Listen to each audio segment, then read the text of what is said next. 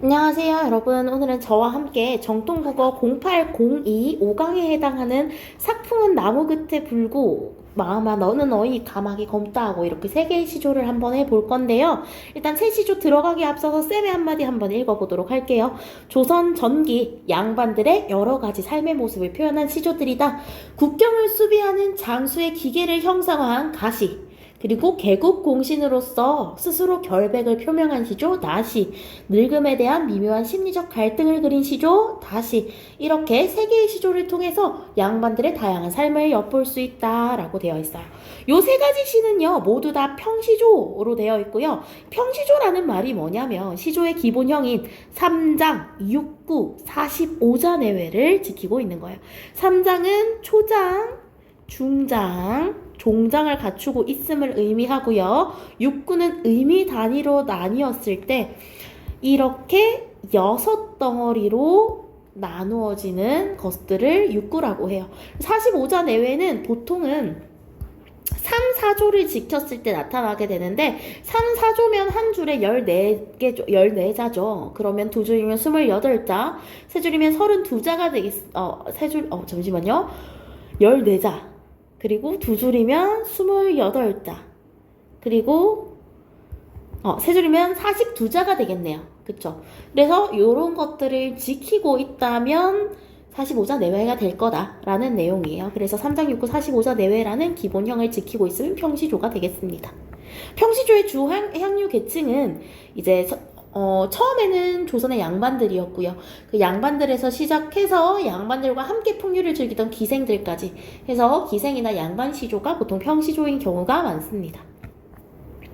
우선 들어가기에 앞서서 좀 정리를 해보자면요. 삭풍은 나무 끝에 불고라는 이 김종서의 무인인 김종서의 시조는 만리변성이라는 이 외곽 성곽에서 삭풍과 눈이 부는 겨울에 일장검 하나와 길게 휘파람 불며 큰 소리 한번 외치면서 이 변방의 혹독한 상황에서라도 나는 굴하지 않겠다라는 장부의 기상을 보여줌으로써 우국충정 또는 우국지심을 발휘하고 있다라고 보는 시조입니다.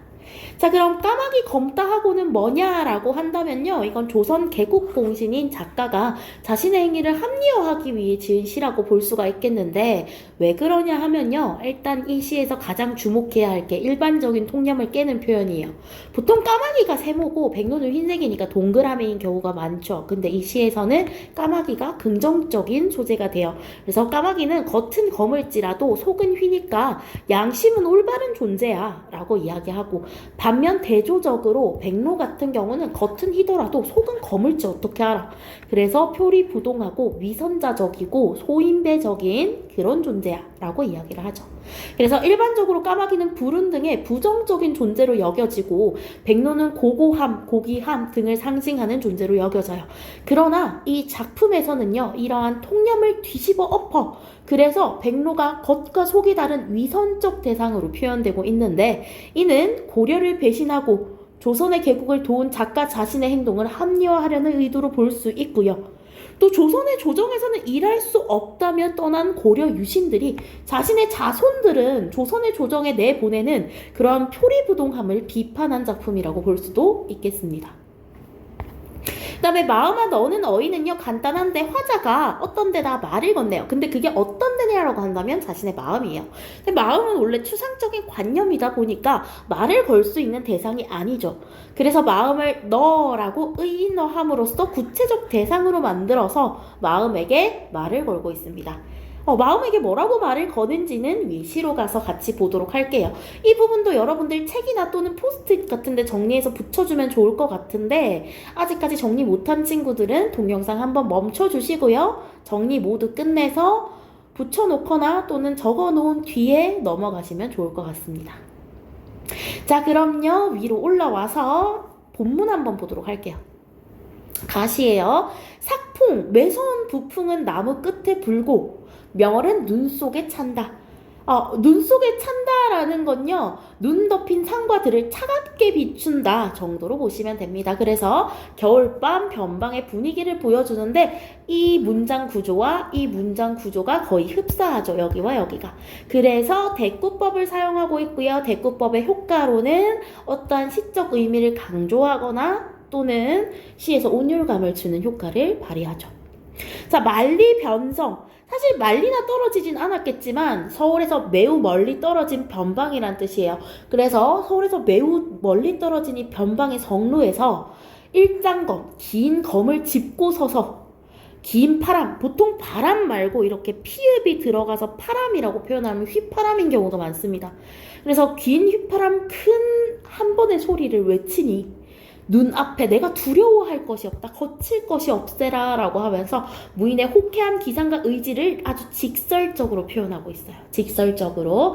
자, 근데 여기에서 왜 우국적이에요? 왜 우국충정이에요? 라고 하는데 이것은 화자가 있는 위치를 잘 생각하셔야 됩니다. 국경수비대죠. 국경 끝, 그 서울과 멀리 떨어진 변방에서 이렇게 무인의 호쾌한 기상과 의지를 다진다는 것은 나라를 잘 지키겠다라는 의지를 다지는 것으로 볼 수가 있습니다. 그래서 나라를 지키고자 하는 이 의지를 직설적으로 표현함으로써 우국충정을 밝히고 있는 거죠. 자, 그 다음에 나시 와서요. 나시에서는 아까도 말했다시피 대조적인 시어가 등장을 해요. 까마귀는 조선의 개국 공신으로서 보다 긍정적인 의미로 쓰이고요. 반면에 백로는 고려 유신을 상징함으로써 보다 부정적인 의미로 쓰인다는 거 알 수 있어요. 자, 이 두 개를 의인화해서 표현하고 있고요. 이렇게 의인화한 두 대상을 가지고 통념을 깨고 있는데요. 까마귀가 검다 하고 백로야 비웃지 마라. 겉이 검은들 속조차 검을 쏘냐. 서리법 사용하고 있죠. 서리법. 겉이 검었더라도 속은 검었지 않다라는 걸 강조하기 위해 서리법 사용하고 있어요. 까마귀는 불길하고 백로는 고고하다는 일반적 통념을 반박함으로써 자신의 행동, 조선을 배신하고 고려를 배신하고 조선을 개국한 자신의 행동을 합리화한다고 볼 수 있겠죠. 아마도 겉 희고 속 검을 쏜 너뿐인가 하노라. 여기서 너는 백로, 고려 유신을 뜻하겠죠. 표리부동함은 너뿐인가 하노라 라고 했는데 아까도 말했다시피 조선의 조정을 떠난 고려의 유신들이 결국은 자신의 자손들을 조선의 조정으로 보내는 그 모습을 보고 너네 정말 표리부동하지 않니? 소인배적이지 않아? 라면서 욕하는 그러한 내용이라고 볼 수가 있겠습니다. 다시는요, 탈로가라는 점이 주목할 만한 점인데, 타는 한탄할 탄자, 로는 늙을 놀자, 가는 노래 가짜라서 자신의 늙음을 한탄하는 노래를 탈로가라고 합니다. 마음아, 너는 어이 매양에 점없는다. 마음을 너로 의인화하고 있죠. 그래서 마음아, 너는 어찌하여 늘 젊어 있느냐. 내 늙을 적이면, 나의 몸이 늙을 적이면, 이 세모한 이유는 부정적 상황이라서 그래요. 몸은 이미 늙었어. 그래서 내가 늙을 적이면 낸들은 너인들이겠죠. 그래서 마음 너인들 아니 늙을 소냐 서리법을 사용해서 당연히 너도 늙겠지 안 늙겠어 라는 걸 강조하는 거예요. 아마도 이 젊은 마음은 항상 사고를 치나 봐. 나이가 들면 몸도 조금 조심하고요. 몸이 이제 노쇠하니까 몸도 좀 조심하고 살살 움직여야 되는데 마음이 항상 젊었다 보니까 몸이 먼저 나가서 몸이 조금 무리를 하게 되나 봐. 그래서 아마도 너 마음을 쫓아다니다가는 남을 오일까 하노라. 남에게 웃음거리가 될까봐 두렵구나 라고 이야기하면서 왜 나는 이렇게 몸은 늙고 정신은 젊을까? 라는 탈로가의 내용을 밝히고 있습니다. 자, 여기까지 세 개의 시를 모두 마무리했는데요. 혹시나 필기 덜한 친구들은 여기서 동영상 한번 멈춰주시고요. 필기하시고요. 다시 멈춰주시고 필기하시고 멈춰주시고 필기해주시면 되겠습니다. 자, 밑에 문제로 내려갈 건데요, 여러분. 문제 안 풀고 가는 거 항상 안 된다고 그랬죠. 그래서 선생님과 함께 하기 전에 문제부터 풀어놓고 나서 다시 한번 영상을 보도록 하겠습니다. 자, 여러분들 다 풀고 오셨죠? 밑으로 내려가 보도록 할게요. 자, 일단 1번 가나 다에 대한 설명으로 적절하지 않은 거 고르라고 했어요. 자, 가에서는 비유를 통해 암시적으로라고 했는데 직설적으로 무인의 기계를 보여주는 시였죠. 그렇기 때문에 암시적이다, 비유를 통한다 라는 표현 자체가 틀렸습니다. 바로 정답 나왔네요. 1번이 정답 되겠죠. 나에서는 표리부동한 소인배를 백로에 비유해서 백로를 부정적인 의미를 둠으로써 비판하고 있다라는 거 맞는 말 되겠죠. 다에서는 자신을 두 개의 자아로 나누어 몸과 몸을 자꾸 웃길까봐 겁나는 몸이 마음을 못 따라가서 자꾸 웃길까봐 겁나는 마음. 다시 늙은 몸과 젊은 마음을 대조해가지고 두 개의 자아로 나누어서 대화 형식으로 시상을 전개하고 있죠. 또 다른 반면으로는 화자와 마음으로 나누어서 화자가 마음에게 말을 건네는 듯한 어조로 사용하고 있죠. 그렇기 때문에 두 개의 자아로 나눈다는 맞는 거 되겠습니다. 가는 무인으로서의 기계를 나는 두 왕조를 섬긴 두 왕조 맞죠? 고려와 조선. 요거를 섬긴 자신의 결백함을 드러내고 있다.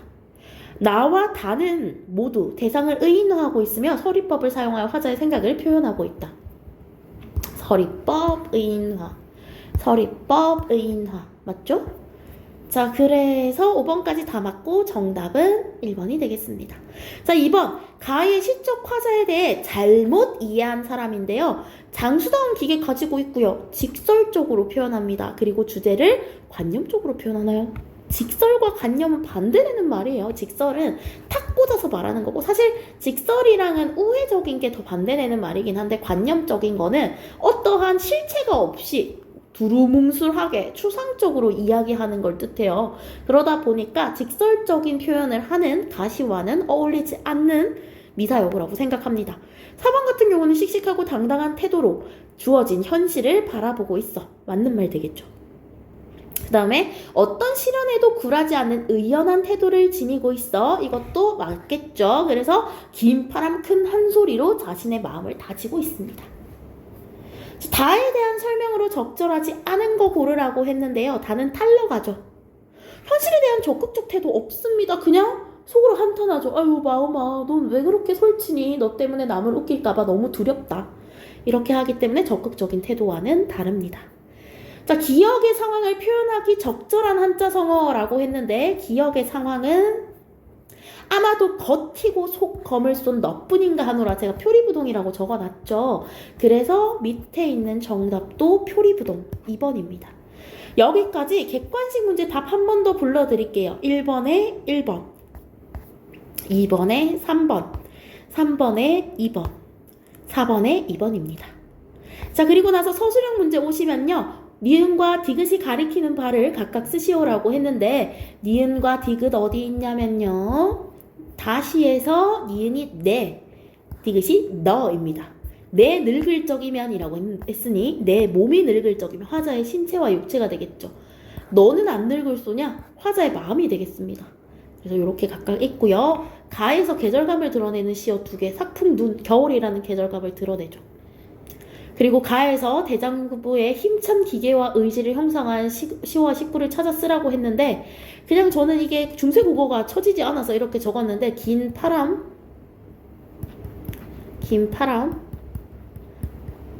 큰 한 소래, 이렇게 적어주시면 됩니다. 그래서 요게 시어, 이게 시구가 되겠죠. 자, 그 다음에 8번은 좀 깁니다. 그러니까 여러분들도 멈춰놓고 적거나 아니면은 제가 불러주는 대로 따라 적으시면 될 것 같아요. 이직은 고려 말에 이성계를 도와 조선의 개국에 공헌한 사대부이다. 즉 백로의 표리부동을 비판한 것은 고려에 대한 절개를 지키겠다며 두문동에 들어간 사대부들의 자손들이 다시 밖으로 나와 조선조에서 벼슬을 하며 지내는 상황에 대한 비판과 동시에 일찍이 조선 개국에 공헌한 자기 자신에 대한 합리화로 볼 수 있다. 여기까지 시대적 배경과 관련 지어서 서술한 게 되겠죠. 그 다음에 9번 정답은 늙지 않는 자신의 마음, 의인법으로 볼 수가 있습니다. 다에서 청자가요. 청자가 마음이었죠. 그래서 의인법을 사용해서 청자를 설정했다라고 보는 거죠. 자, 여기까지 저와 함께 해봤고요. 서술형 문제 다시 한번 보시고 못 적으신 거는 멈추셔서 적어주시면 되겠습니다. 자, 여러분들 오늘도 수고하셨고요. 다음 영상으로 다시 만나도록 할게요. 안녕.